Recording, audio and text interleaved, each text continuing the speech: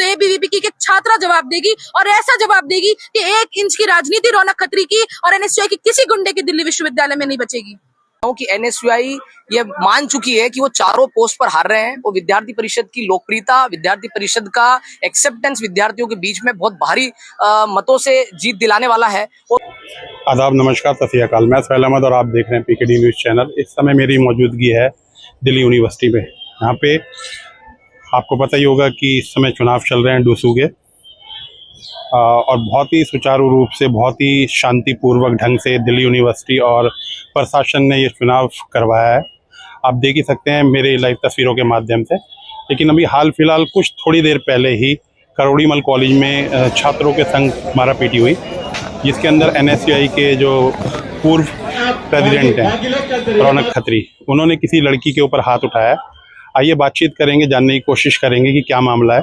लड़की से भी जानेंगे और उनकी बाइट भी लेंगे और बताएंगे कि क्या घटना हुई है, क्यों आखिर ये जो हाथापाई है छात्रों के बीच में हुई है।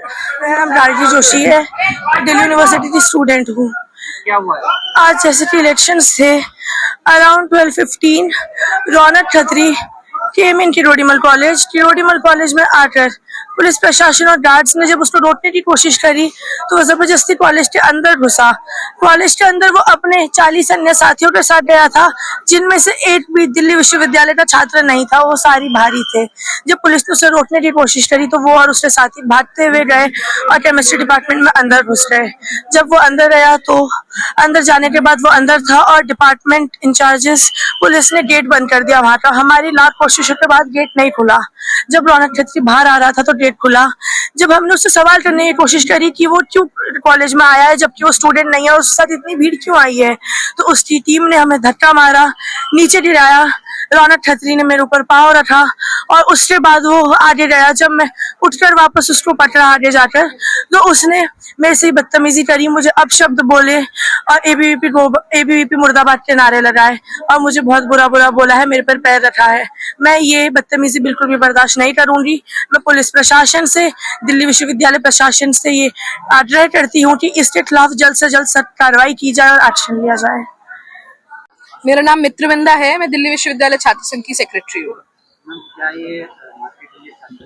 बिल्कुल, केएमसी कॉलेज में हमारी कुछ छात्राएं वहां खड़ी थी। रौनक खत्री जैसे हर कॉलेज में जाकर आज गुंडागर्दी कर रहा है, जबरदस्ती जहां पर ईवीएम्स रखी है वहां घुसने की कोशिश कर रहा है। उसी एक प्रयास में 40 से 50 गुंडों के साथ वो केएमसी के गेट पर पहुंचा, वहां खड़ी छात्रा के साथ मार पिटाई कराई, खुद उन्हें धक्का दिया। जब वो गिर गई तो उस पर पैर रखकर आगे बढ़ा, वहां गालियां दी, वहां पर खड़े होकर एबीवीपी के मुर्दाबाद के नारे लगाए ताकि गुंडागर्दी करके वहां जो वोटर्स आ रहे हैं, जो एबीवीपी के मत में वोट डालने वाले हैं, उनको डराकर इंटिमिडेट करके वापस भेज सके। आधे घंटे तक आज उस गुंडे की वजह से, उस रौनक खत्री की वजह से केएमसी के स्टूडेंट्स वोट नहीं कर पाए।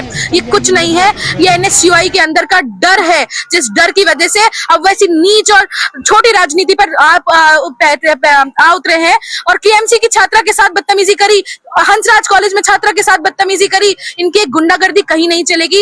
राहुल गांधी भी जब इसी कैंपस में आए थे, उन्होंने भी दिल्ली विश्वविद्यालय छात्र संघ के ऑफिस में छात्राओं के साथ बदतमीजी कराई और अपने उसी पप्पू से इंस्पिरेशन लेके यहाँ के गुंडे अपनी गंदी राजनीति कर रहे हैं। मैं उन्हें बता देना चाहती हूँ, समझ जाए, ये गुंडागर्दी अगर प्रशासन उनको जवाब नहीं दे पाएगा ना तो एबीवीपी की एक छात्रा जवाब देगी, और ऐसा जवाब देगी कि 1 इंच की राजनीति रौनक खत्री की और एनएसयूआई की किसी गुंडे की दिल्ली विश्वविद्यालय में नहीं बचेगी।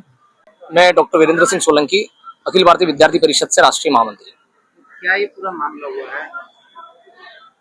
ये जो मामला हुआ है, आपको पता है कि आज वोटिंग चल रही है दिल्ली यूनिवर्सिटी छात्र संघ चुनाव के, और मैं आपको कहना चाहता हूं कि यहाँ वोटिंग के पहले चुनाव कैंपेन में भी देखिए एनएसयूआई की बौखलाहट और एनएसयूआई की जो मानसिकता है वो इस प्रकार से दिख रही है कि पूरे इलेक्शन कैंपेन में उन्होंने बड़े बड़े नेता को बुलाकर क्लास टू क्लास कॉलेज के अंदर कैंपेनिंग कराने का काम किया है।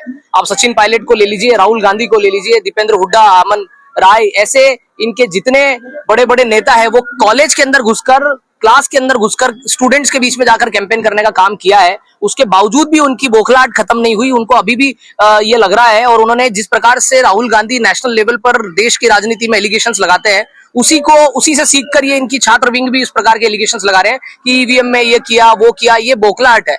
और मैं आपको बता देना चाहता हूं कि एनएसयूआई ये मान चुकी है कि वो चारों पोस्ट पर हार रहे हैं। वो विद्यार्थी परिषद की लोकप्रियता, विद्यार्थी परिषद का एक्सेप्टेंस विद्यार्थियों के बीच में बहुत भारी मतों से जीत दिलाने वाला है और वो दिखने लगा है। इसलिए उनकी बौखलाहट और इस प्रकार की एलिगेशंस जो वो लगा रहे हैं, वो फेक एलिगेशन लगाने का काम कर रहे हैं। अभी जो छात्रा के साथ जो मारपीट आई हुई है वो पूरा मामला बताइए। छात्रा के साथ मारपिटाई अभी कॉलेज के बाहर हुई है। हमारी जो एक छात्रा यहाँ की, हमारी बहन, वो वहां खड़ी थी जब रौनक खत्री जो यहाँ के फॉर्मर डूसू प्रेसिडेंट रहे और उनके साथ स्टूडेंट्स की भीड़ वो एक साथ आई और उन्होंने ध्यान ना देते हुए उस बहन के साथ मारपीट की। उसने जब रोकने का प्रयास किया तो उसके साथ मारपीट हुई, उसको गिरा दिया और भीड़ उसके ऊपर से निकलकर अंदर तक गई है और हंगामा करने का प्रयास किया। जबरदस्ती अपनी हार को मानकर वो बिल्कुल बौखलाहट में पूरे स्टूडेंट के चुनाव जो है उस चुनाव को बिगाड़ने का काम कर रहे हैं और कॉलेज के अंदर घुसकर एक माहौल बिगाड़ने का प्रयास कर रहे हैं। इस मामले में ABCD की तरफ से कोई कार्रवाई की जाएगी? बिल्कुल कार्रवाई की जाएगी। जिनने बहन के साथ मारपीट की है उनके खिलाफ कार्रवाई होगी और रौनक खत्री के खिलाफ कार्रवाई होगी।